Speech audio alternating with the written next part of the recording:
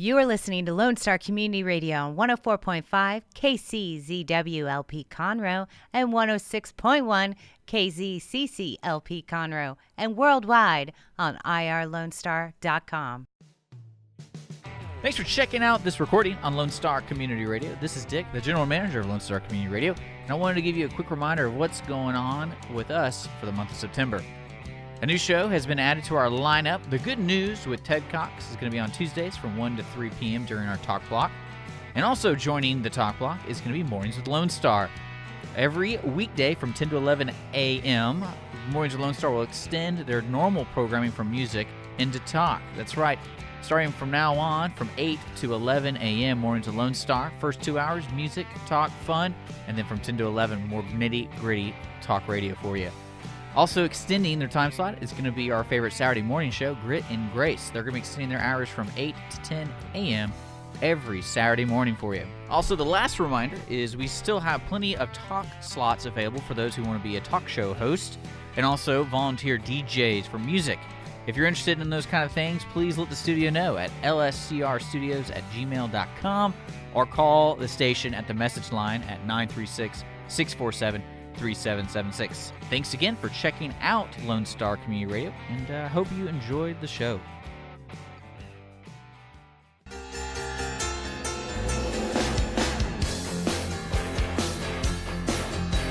Alrighty, folks, good morning.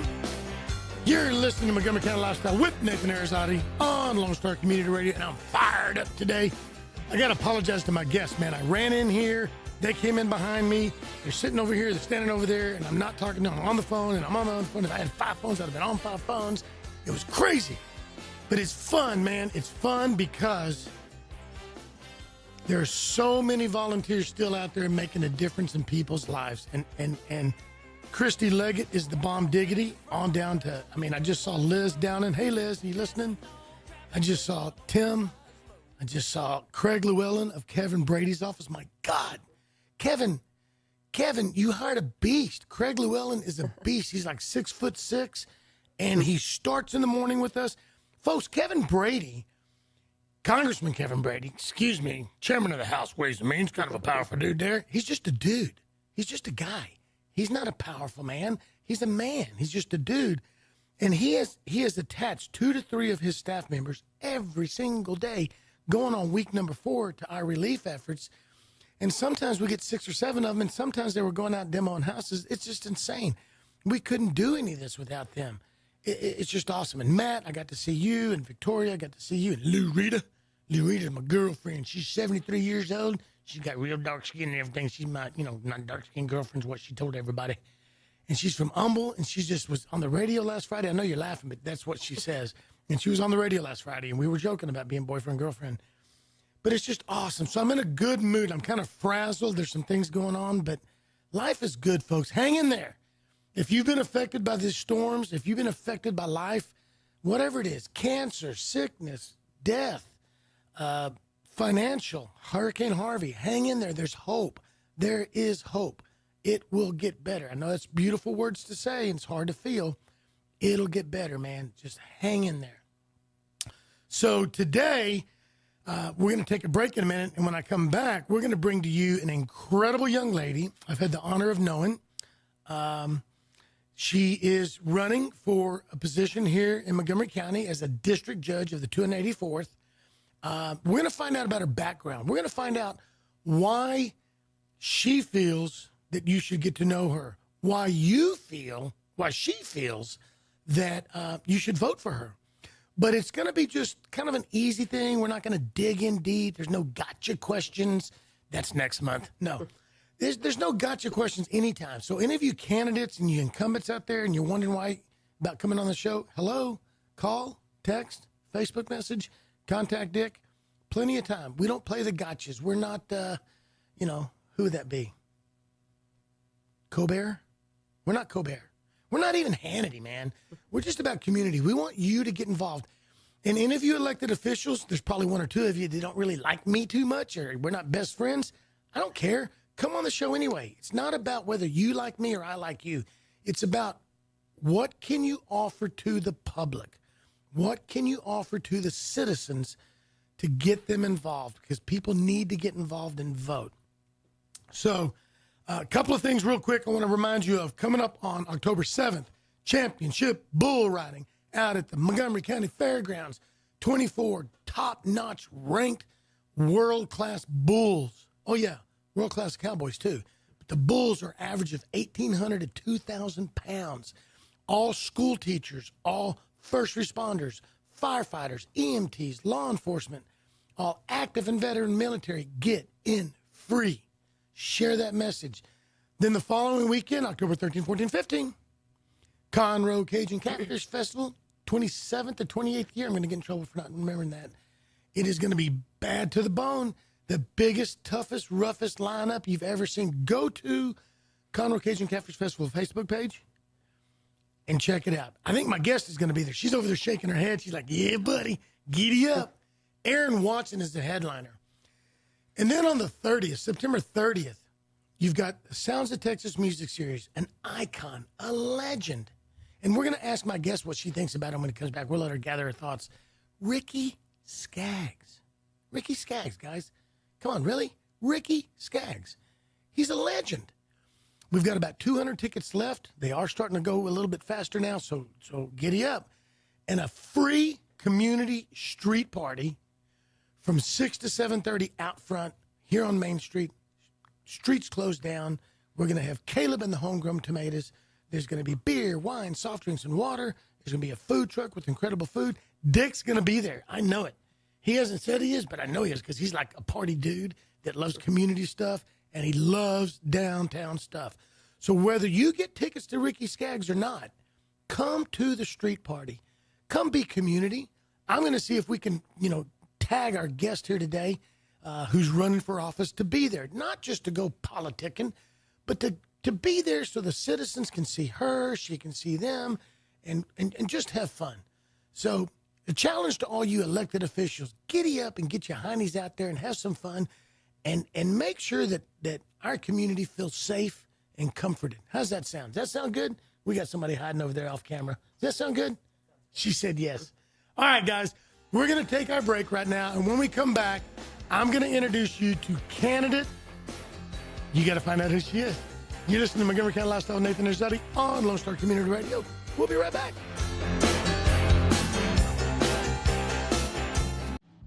Our talk shows and music shows are looking for sponsors.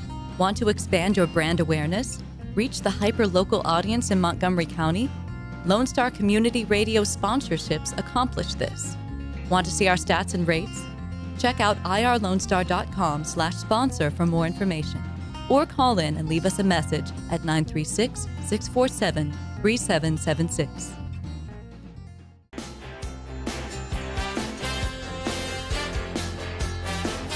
All right, folks, we are back. One thing I forgot to do was good morning, Montgomery County, which includes the Woodlands, Tamina, Magnolia, Montgomery, Willis, New Waverly, Splendora, Couldn't Shoot. That's where I see Couldn't Shoot right there. Couldn't Shoot, And, of course, Conroe and all points in between. All right, folks, it's time to dive right in. I have a young lady who is very effervescent, very intelligent. Actually, she's probably smarter than me times 10. She's very intellectual, but she doesn't come across that way. And a lot of times I'll have guests on here. No, that did sound funny. She made a face. She doesn't come across dumb, but I mean, she's not one of those intellectuals that makes you feel stupid, okay? She's very gracious. A lot of times I'll have guests on, especially when it's political and stuff, and I just talk about them. But I do know this young lady here, and I'm not putting my stamp of approval. I'm not saying you got to vote for her.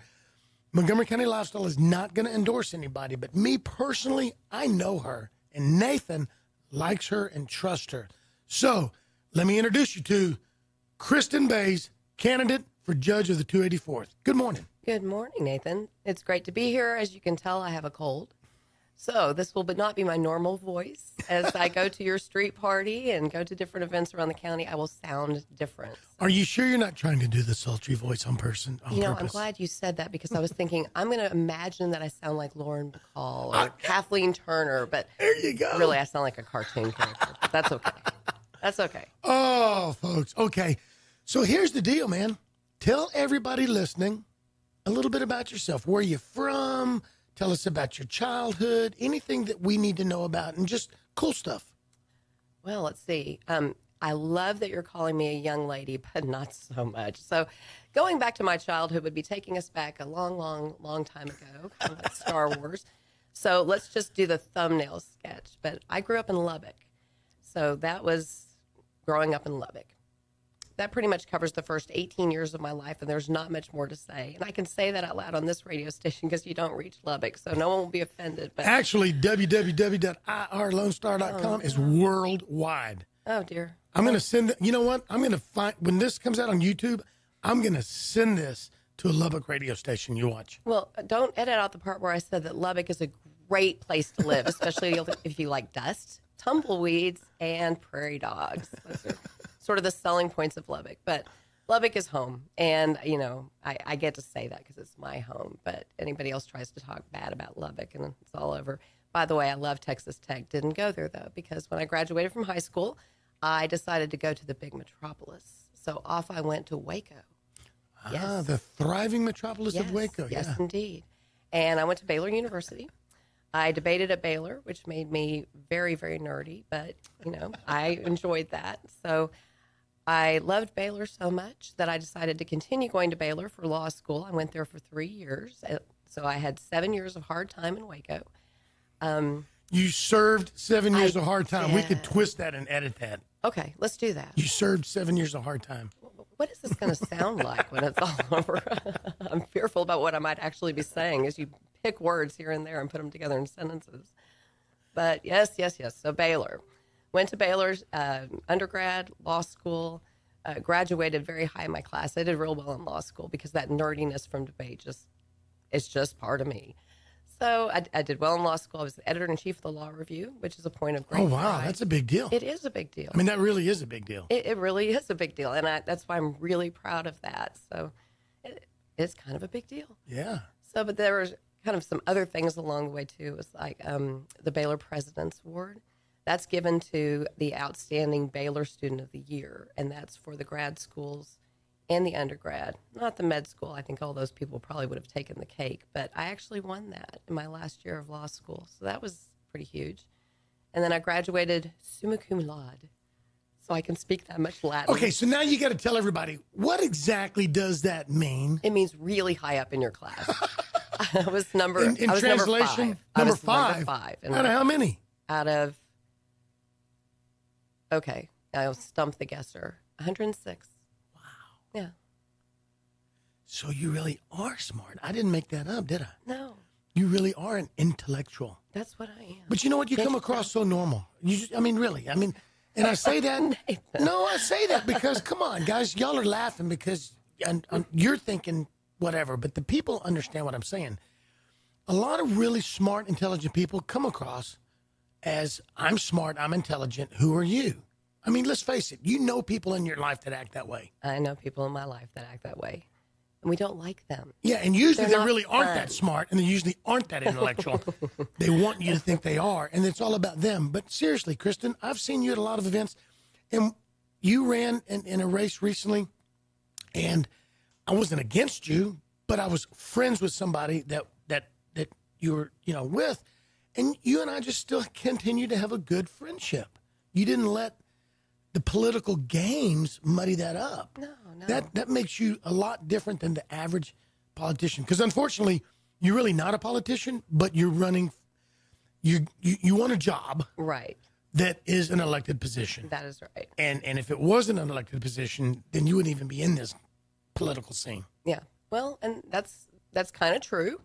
But the way I see it, honestly, the thing that's really good about running for office is you go and you spread out all across the county. And by the way, you left out Magnolia when you were listing all the cities. Did I? Did, actually. Actually, I didn't. I Oh. wanted you to gain their trust Okay. and their votes. I got wanted your you to back, say it. Magnolia. Magnolia, you got to vote for her because she loves you. But you really do. I mean, our county is huge geographically, and it's one side to the other. You're constantly going to these different events. You meet different people. It's different experiences. And the thing is, there's a value to that. whether you're elected or not. Now, I intend to be elected. I would really like to be elected. So obviously that's the goal here. But it would be missing out on something about this experience to not appreciate meeting people along the way. And the reality is that their choice of who to vote for judge doesn't translate into we like you, we don't like you. They can like me and choose someone else. You shouldn't, of course, but you can. I mean, because there are two different questions. Do we like Kristen as a person? Do we think she'd make the best judge? They're really not the same question. Yeah. So, pretty easy to make friends along the way. Well, we got off track there a minute. Let's go from college. Give us from college and beyond for a while. Oh, friend, we were past law school. I'd already graduated from law school. Remember I my know, Latin? I know. All right. So give us a resume as far as work. What have you done? Goodness. Where have you been? Well, I started off in Houston, which is that place that's on the wrong side of the county line to the south of us. So you broadcast in Houston too, I would imagine. Absolutely. Well, that's okay. They won't be voting. But I did start off in Houston at a law firm. I started at a probate law firm, which was a really great experience for me. And they kind of just put me in. When you go to Baylor Law School, Baylor enjoys a reputation that they really train people how to be lawyers. And they are ready to go from the moment they graduate. And that was the way that this law firm took me on. So I actually had my first trial the day after I passed the bar exam. So wow. I got a lot of experience with them, really great people, and that was a great job. But it was in Houston. And truly, I can appreciate Houston. Let me be clear. I love the Houston Rockets, and I will travel far and wide to go watch them play. James Harden was robbed this year with the MVP award, by the way, for anyone who's listening. But living in Houston is a different experience, and I'm just not an urban person, as you can tell from the Lubbock to Waco jump. So Houston was way too much for me. And in 1995, I got a job in Montgomery County, and that's where I've been ever since. I've never left. So this has been home.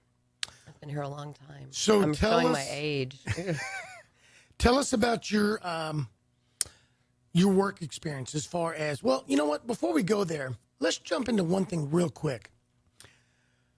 Why do you want to be judge of the 284th?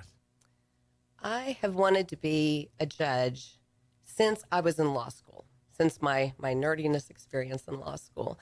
And you don't become a judge right away out of law school. However well they train you at Baylor, you're not trained to do that. It takes experience. It takes experience in the courtroom. So obviously it wasn't going to be, I'm going to graduate and go be a judge. But I always thought that would be a place that I would be well suited because I like the analysis of law. It's a language that speaks to me, and it is frightening and Latin-like for most people. People talk about legalese. I speak legalese.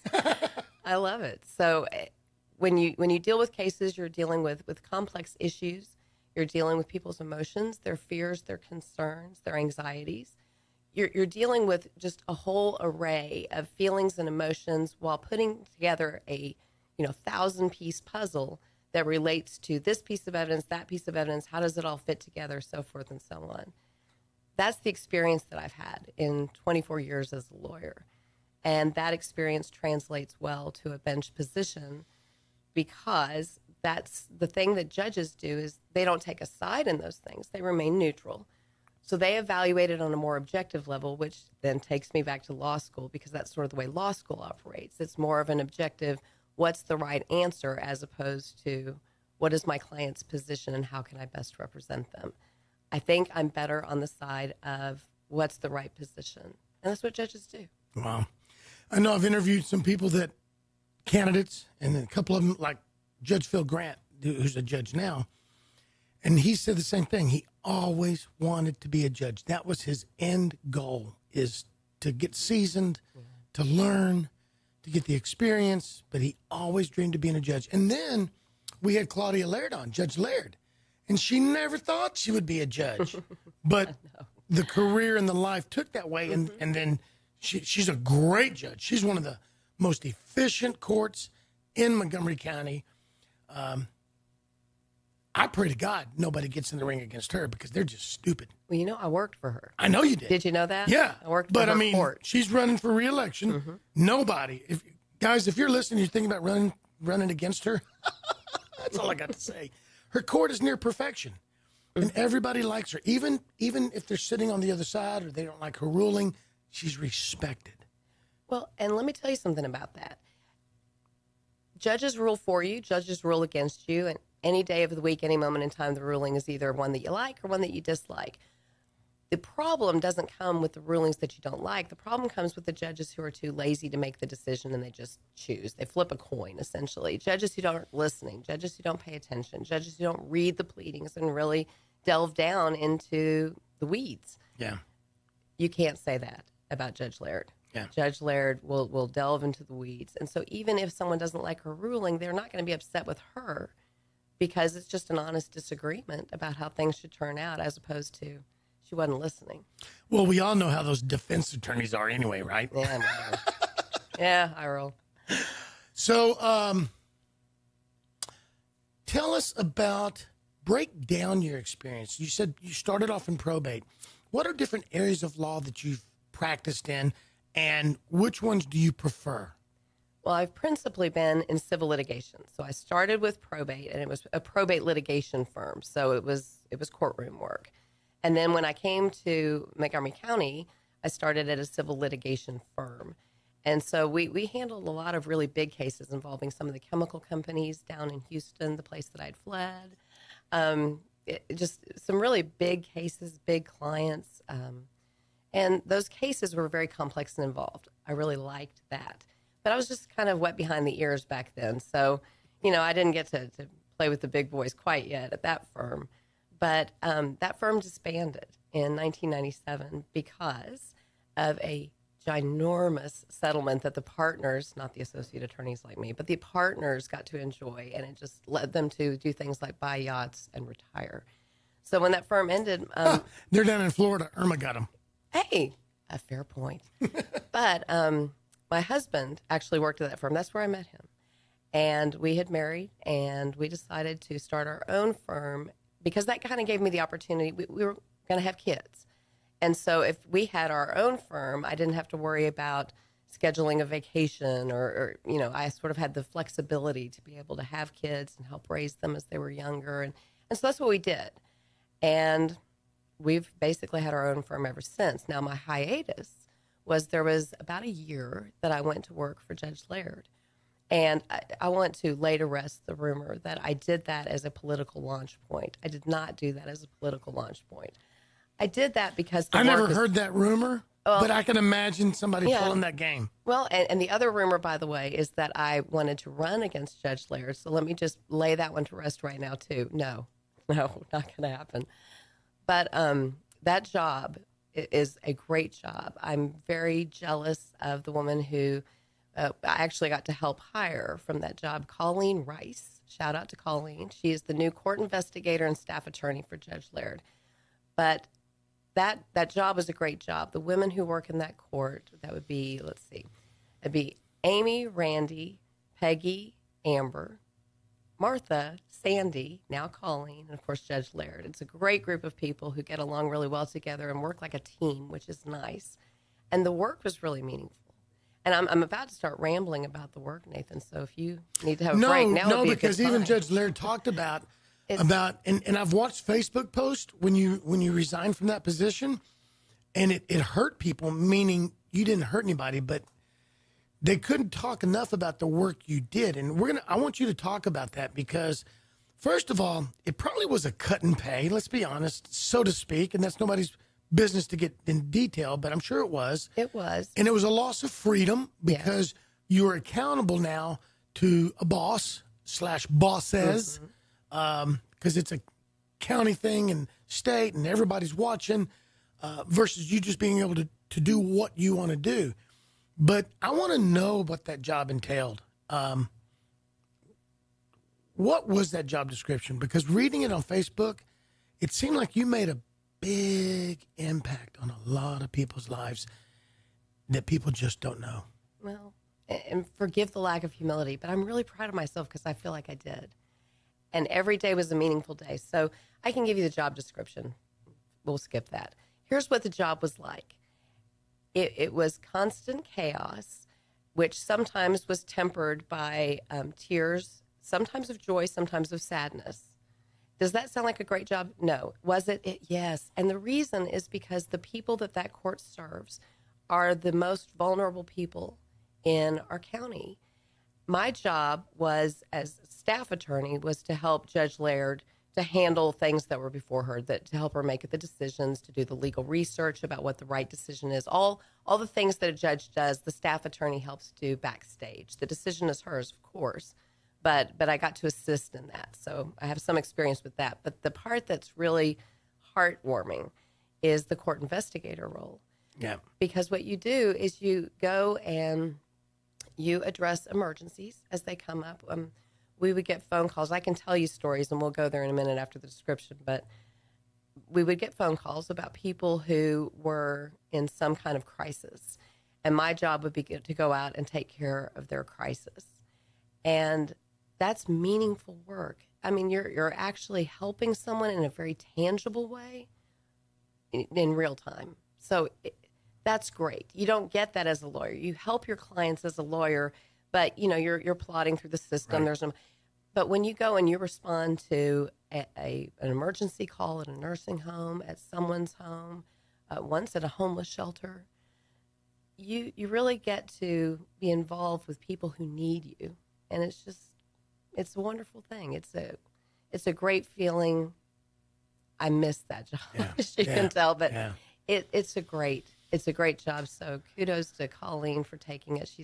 I know she's going to do a great job with it. But is there any particular story that really stands out in your mind, whether it was a win or it was a loss, but something impactful that you got to be a part of? And when I say a loss, I mean, I know a lot of times when you get involved in situations like that, it's not always the outcome that you hope for, and sometimes it's out of your control. But what is something that sticks with you? Well, are you asking me about cases as a lawyer or cases as a court investigator? The court investigator. Okay, that's what I thought we were asking about, because I've got stories. But the key one that really stands out is we received a phone call, and I'm not going to tell you enough details to reveal. Right. I mean, I want to be very Absolutely. cautious about Absolutely. the privacy and the interest that these people have in their privacy. But we received a phone call, and there was an assault that happened in an assisted living facility. And the woman who was assaulted was taken to the hospital.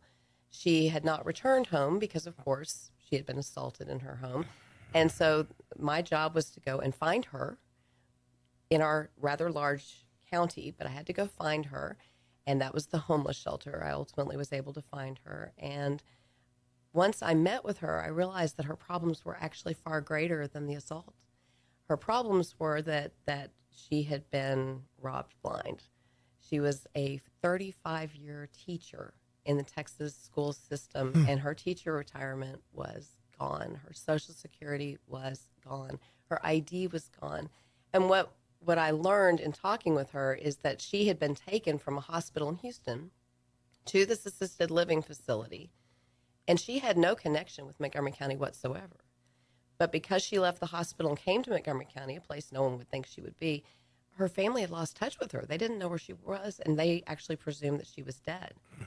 This woman, she was incapacitated. She had physical and mental disability. She was quite old. And so she didn't know how to locate her family. So after finding her at the homeless shelter, I then was able to locate her daughter and get her back in touch with her daughter. In the meantime, we went driving all over the county, even up into Walker County, to get her new ID, to get her money headed back in the right direction, to get her clothing, and to get her a bus ticket, to get her out of town and get her reunited with her family. So it was a grand total 6-day period of time, and without a doubt, that's going to be the crowning achievement of my life as an attorney, is taking care of that. That's one. something to be proud of. Yeah. Because we all want to focus on saving the world, but technically, all we really need to do is change one life. Oh, yeah. And that's a life's work. But Well, that became our motto in county court, too. I kept telling them, the thing about the starfish story is I can't quit looking at all the other starfish on the beach. And they told me, no. We're gonna use the starfish story as intended. And the starfish story is the boy on the beach. All the starfish have washed up, and he's picking them up one at a time, throwing them in the water. The man tells him, you can't save them all. Look how many there are. He picks one up, throws it in the water, and says, well, I saved that one. And that's the motto of county court. it's funny you one at say a that. time. I actually have starfish pens that through the years, I've done this for about 6 or 7 years, that certain times somebody really touches me and I give them that pen and I frame that story. Oh. Then there's an addendum. So when he says, I can't save all of them, but it matters to this one, then the man says, okay, and he starts throwing them. And he looks around, and now there's 25, 30 people on the beach doing the same. You started. Folks, we got to take a break. It's that half-hour mark. Eric Estes.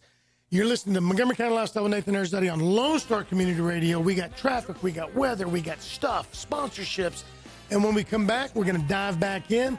This is fun. We have got a great guest today, Kristen Bays, judge, candidate, maybe going to be judge of the 284th District Court.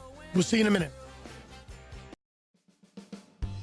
Remember to download the Lone Star Community Radio app from your Google Play Apple Store. Bring Montgomery County's community radio with you anywhere with your smartphone or tablet. If you are in the Conroe area, tune in on FM 104.5, 106.1. If you are on your computer, bookmark irlonestar.com as your internet radio station.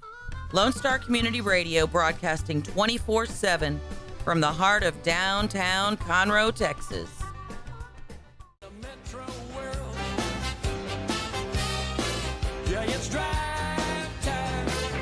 In a metro world, na-na-na, na-na-na. That's Ezra Charles in the works. Boogie Woogie, my favorite song of all time called Drive Time. Have you ever heard that song before? Ezra Charles, my gosh. How long has that been around? He's been around a long time. He's an old dude. He's still going at it. He's changed it. It's not Ezra Charles in the works anymore. They get together for special functions. I think it's like, when he gets the band together, he's like $15,000 or something. I mean, he's a legend. Well, local legend. But he also goes, I think the band still gets together every year, either in Italy. There's some kind of a jazz fest that's like the biggest in all of Europe. I think it's in Italy. Okay. So they still get together for that. But he has a show with his son, and it's something about the story of Boogie Woogie. It's about a 2-hour show with a 15-minute intermission. He's dying to come up here to the Crichton. He reached out to me a couple of times trying to get me to put on a show. Ooh, let's make produce that happen. A show. That's a big show, 550 seats. Yeah, you broadcast worldwide. You told me that. So everyone, let's make sure that we get on Facebook. We tell Ezra Charles we want to see him. You know get what? The We Crichton could probably show. do that at $25 or $30 a ticket. That wouldn't be bad for 2 hours. That'd be great. Would you co-MC it with me? You know I will. Oh, gosh, she's we good. We can do that. You're good. Okay, so now let's move ahead. Tell us, here's what I want to do. We've got about 18, 17 minutes. We may take a break in the meantime, but about 17 minutes of talk time. Talk to us, and then I'll ask questions as things come up. Tell the people what you want the people to know about you. Go down the list in no particular order. Why should they trust you? Why should they get to know you? How can they get to know you? What are you going to do different? I know you're not going to put down the current judge, but what are you going to do different?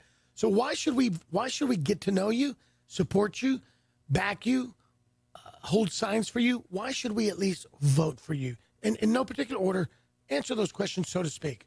Nathan, that was like 17 questions. I know, but you can do it. I can't remember them all.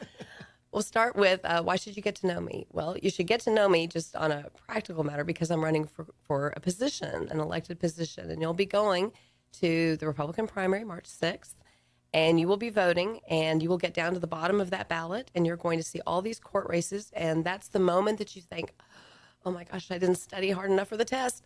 So come get to know me. I mean, it's just a beneficial thing for you to do as a voter. Now, why should you want to come get to know me? Because I like meeting people. I think I have some interesting stories to tell. I think that I have a lot of friends. I just think I'm a good person to get to know. It's hard to say that without sounding totally snotty, isn't it? But no, anyway. You got to have a certain ego is good. Ego, the wrong way, ego could go to arrogance and all that. But you want somebody that's got an ego. You want somebody who thinks they're one of the best, maybe not the best, but one of the, top. I want somebody in leadership who's a leader, who's strong and who's confident. I don't want a weenie. I don't want a Okay. goober up there. So we want you to be strong. We want you to be confident. All right. Vote for me. I'm not the goober. Yeah. We'll do that. And promise when you get elected, you're not going to run around to 17 places, every day, every other day, taking a bunch of selfies and stuff like that. Take selfies when you can promote the person or the event. Okay. I want to be clear. I'm running for office and I didn't do that. I know you didn't. I mean, Judges to me, are that is different than bad the rest of form. the positions, aren't they? they are. You It's- have to stay neutral. You have to be careful what you put on Facebook. You have to be careful where you go, what you say. But it's different. A judge really isn't a political person. Well, I guess they could be, but the position does not call for somebody who wants to be in politics. But it's an elected position, so you got to run. And let me tell you, one of your many questions was, why should people trust me? And I think that goes with what you've just said, because politics, the root word is policy, and judges don't deal with policy. Judges take the policy that the legislators have put in place, and they evaluate the evidence that comes before them, putting the two together to follow the law, adhere to the law, but they don't make the law. Right. So it is kind of a misnomer to say a judicial candidate is a politician, because we don't deal with policy, Right. which is why people are so bored by these races. I feel your pain. But you do have to run. And Yeah. so the key is, because judicial races are different, because courts are different from other positions that you're looking at, it is important to find someone that you trust. Courts don't have the same kind of transparency that other government offices have. And I know that saying something is not transparent is really bad news these days. But the reason that courts are less transparent, I mean, you can see what the budgets are, you can see what the rulings are, they are public records. But the inner workings of the court, the discussions that the judge has with staff, what the decision is based upon, that's all maintained in secrecy for the reason that you want a judge to maintain neutrality. You don't want somebody who's already made up their mind when you walk in the room. That would be a disaster and turn our system of justice on its head. So you have to accept. But unfortunately, we do have those. You do have that. I mean, that's a reality. That's reality. But that's why you got to find somebody that you trust, because you're putting them in a position with a great deal of power. We can talk about that power in a minute, but a great deal of power and less transparency than what you see in the executive branch or in the legislative branch. So why should you trust me? Well, I've never done anything that would cause me to be untrustworthy. So there is that. There is the absence of any reason why you should not trust me. But I think that it is meaningful, and here I come back to it again. I think it is meaningful that I was tasked with, hired by Judge Laird, hired by the county, and tasked with going into people's homes that are vulnerable people, typically at very vulnerable times in their life. It is definitely a job where you have a lot of access. And if you are not an honest person, that access could end up making a bad situation worse for these people. But these are people who invited me into their home. Because you're right, Nathan. I mean, when I resigned from that position, the outpouring of support on Facebook and we're going to miss you and you're so great. Some of the guardians that I dealt with continue to call me. I still see some of the wards. These are people that I built a relationship with. And that relationship came from a measure of trust that they extended to me to allow me to come into their life to talk about their private matters, about their health conditions, about their longevity, about things that had happened to them. And I've maintained their secrets, as you can tell on the air, but it helped to build a relationship. That's who I am. Yeah. That's what I'm made of. So what are some things that you would either continue to do or change in that specific court, the 284th? Well, the 284th is a civil court, and now everybody's going, oh no, we're going to have to hear about efficiency and moving cases. I'm not going to talk about efficiency or moving cases. I will do those things, but those are boring topics. So let's talk in a broader view, because people are very confused about what courts do, and good for them. That means they don't spend too much time at the courthouse, which means that they're law-abiding citizens. Well done. But the 284th handles civil cases, and civil cases are when people are suing each other. Nobody's going to jail. Nobody's getting a divorce. It's when people are suing each other either for money or for a court order that requires someone to do something. That's an injunction. So those lawsuits can be little small, easy breezy car wreck cases, breach of contract cases, but they can also be very complicated cases involving things like thefts of trade secrets, medical malpractice, engineering defects in commercial buildings. I mean, these are some kind of involved cases, very important involved cases. Well, they're all important, but Right. these cases require a whole lot of time and dedication and a whole lot of learning about engineering terms, medical terms, whatever comes up. That's what the court does. Now, our Office of Court Administration did a measured case study, and we have a grand total of 12 courts in the main courthouse in Conroe. And what Nathan, not you, Nathan, different Nathan. The other Nathan. Nate Jensen.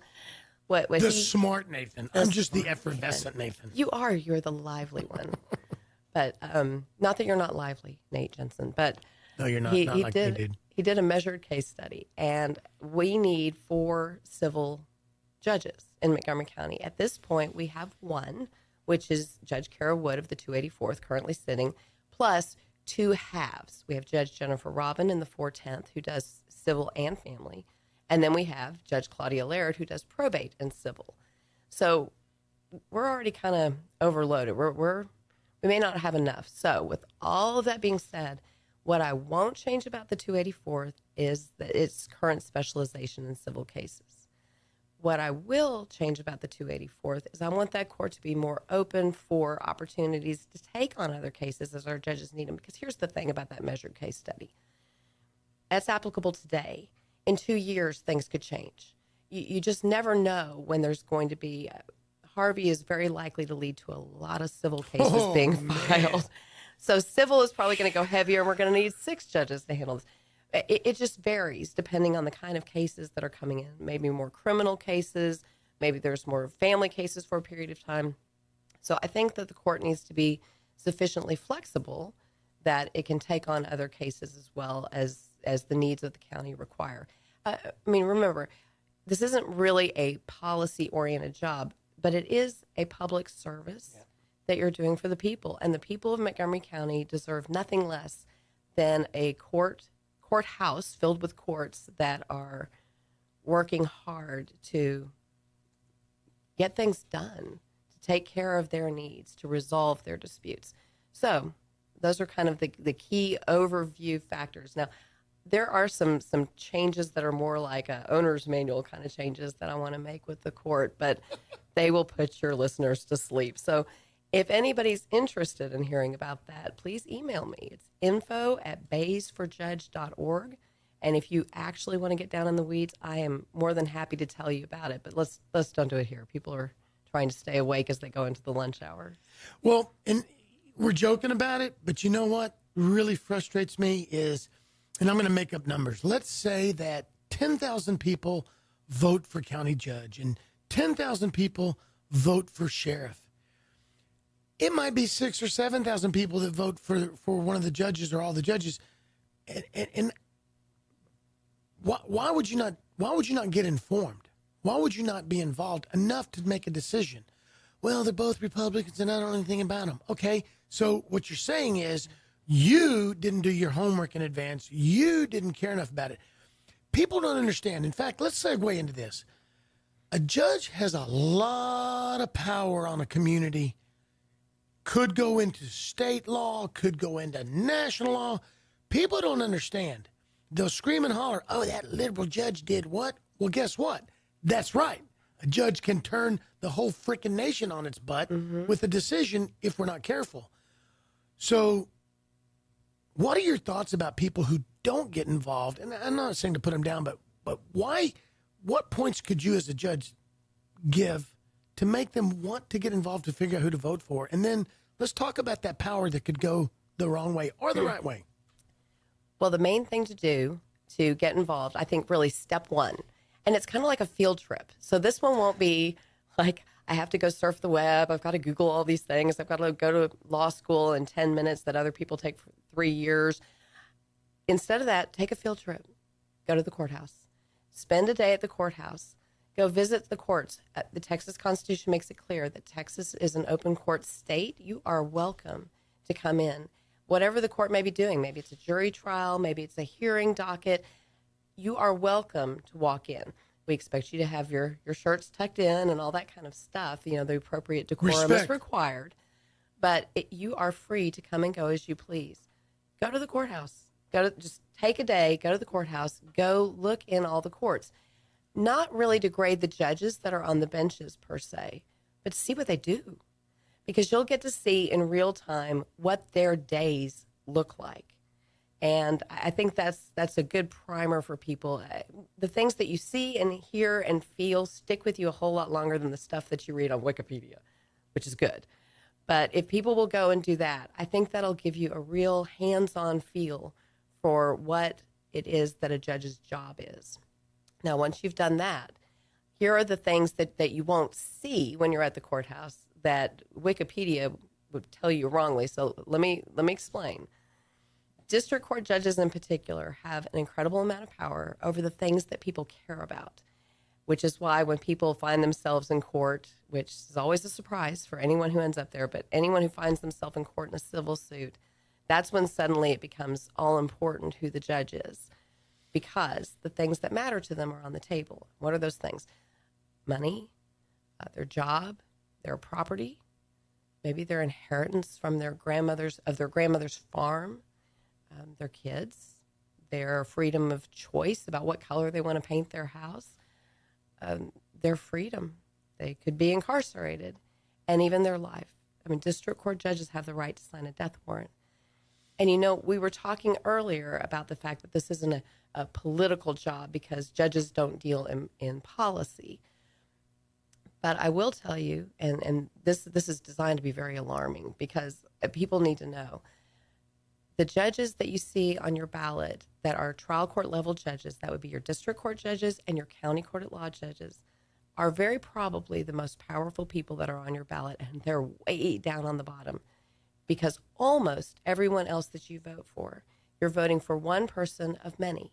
So when you vote for a state legislator, that's going to be one person of many in the legislature, and the legislature votes as a group. When you vote for a county commissioner, that's one person of 5 in our county, and that person votes as a group. Even appeals court judges, they sit in panels of 3 or 9, depending on what the court is, and they vote as a group, majority rules. A district court judge is a majority of 1. It is one person making all the decisions along the way, and one person who holds all the cards with an incredible amount of power. So you were asking about trust. Trust is essential because you are handing to the person that you vote for, if you just pick a name, you are handing the pick a name person an incredible amount of power over your life. And most people think, well, I'm law abiding. I've never had to go to court. She was right when she said that before. This really won't affect me personally. Oh, but it could. Yeah. And that's the thing. No one ever expects, just like no one ever expects to have a car wreck and that happen, no one ever expects to be sued. No one ever expects to sue. But it happens, or else lawyers would be out of work. So you can't just rely on the fact of, I'm a law-abiding citizen, I'll never have to go there, because sometimes law-abiding citizens sue people who are not law-abiding citizens themselves. Or sometimes you may be involved in a case where someone has sued a law-abiding citizen claiming they did something wrong, and hooray, the law-abiding citizen ultimately wins. But that doesn't mean that you didn't have to go to the courthouse to get the victory, and it doesn't mean that you weren't at serious risk of losing everything that matters to you in the meantime. A friend of mine, Shirley, I got to give her a shout out. She let me know she's listening. Eric, you haven't shouted out, so I guess you forgot about us. But Shirley, go to the courthouse, watch the judges, get to know Kristen Bays. She's a good girl. I almost said dude because my term is dude. So I'm not. It could be a dudette. No, it really can't. You can't be a dudette? No. We can do better. See, because I still call Phil Grant dude. Okay. But in public, Judge Dude. I call him Judge Dude or Judge Grant because I respect him.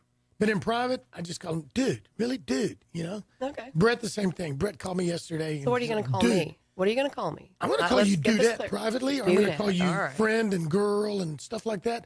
But in public, I'm going to call you judge. I'm going to respect you. I have no problem with that. I like leadership. I like showing respect.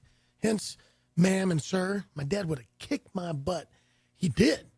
If we didn't say yes, ma'am, no, ma'am, yes, sir, no, sir, thank you and stuff like that. The thing, yeah, I don't even think that word was invented, because I'm pretty old. I'm a lot older. I look good for 72, don't I? You do. I look good. As do I. No, remember, I'm a young lady. You I said know. I was a young Man, lady. my We're gonna dad stick misses with the that. courthouse. Golly. He misses seeing you guys at the courthouse. He wants to come back so soon. He will. He will. He'll come see you guys. He doesn't have favorites, but I will tell you. When you start off with he doesn't have favorites, that means he does. No, but he misses Javier Salinas, the bailiff. Oh, Javier. God, yes. he misses Javier. He misses Raul Arandas. Yes. He did most of his work with like Judge Stewart, Judge Watson, Judge Turner.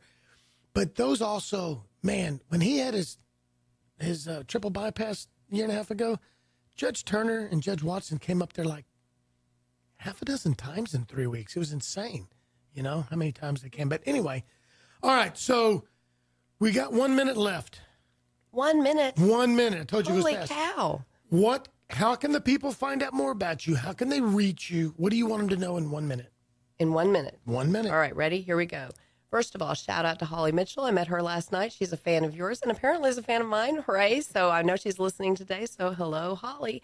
Number 2, I've got an event coming up on October 17th, right around the corner here at the Red Brick Tavern. Begins at 5:30, goes till 7:30. But if you still want to hang around after 7:30, head over to the Red Brick or stay at the Red Brick Tavern. It's a restaurant and bar. They'll be open for you. October 17th is a Tuesday. Yes, it's a fundraiser. Won't grab your wallet. You're free to come and you're free to leave without paying anything. I just want an opportunity to meet you and to introduce myself to you. So, one more time, October 17th, 5:30, Red Brick Tavern. How you contact me. I've got emails, I've got phone numbers, I've got websites. So, on Facebook, you can Facebook message me. My page is called Kristen Bays for Judge. You can email me at info@baysforjudge.org. I had to think about that one. Or you can even call me on my cell phone, which is 281-413-2753. Don't make me block you. Be nice. So there's lots of ways to reach me. And I encourage people to communicate with me. I mean, my whole purpose in the next several months is to get to know as many people as possible, to let you get to know me. And so I am open to people contacting me in any way that they're comfortable with, asking me whatever questions they want to ask. I'm here for you to let you know why I'm the best fit for this court. Wow. And hopefully when the day comes on March 6th, you'll pick me on the ballot. I won't just be that name I picked. I'll be Kristen Bays, the choice that you've made for the 284th District Court. Well, it's been fun, and I appreciate you coming on here. It's always a pleasure and honor, and it's always fun just to hang out with you. You're just a fun person. You're real. As the campaign goes further, we'll get you back on. And next time, I may pick some questions to ask you. Never gotchas, only stuff that's talked about. And then even further, should somebody decide to throw their name in the race, if you do, you're goofy because this is the, I don't endorse. Never mind. I don't endorse. If you do, that's fine. Great. Congratulations. Best wishes. No. But as we move down that path, I'd like, if there is a candidate that goes against you, I'd like to get you guys on here. And I'll give them their chance like you first. Sure. But I'd like to have you guys on here for a debate. That'd be great. No handlers. Nobody in the studio but you two. No cheat sheets. No phones. Cell phones. But no gotchas. Okay. We will only talk about stuff that's been brought up, and everybody will play fair and honest and not be mean. Sound good? Sounds perfect. Awesome. Thank you. Thank you for All having right, me. folks, we got to go. We had a great day. Lone Star Community Radio. Hello. Go to Facebook. Go to the website.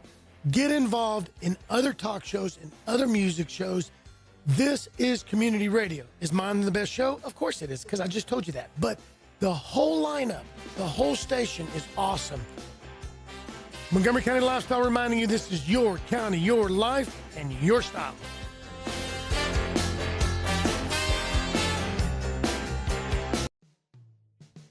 Thanks for checking out this podcast of Lone Star Community Radio, Montgomery County's community radio station. If you enjoyed this recording, make sure to check out our past shows online at irlonestar.com or their respective video or podcast formats on YouTube, Google Play, or iTunes.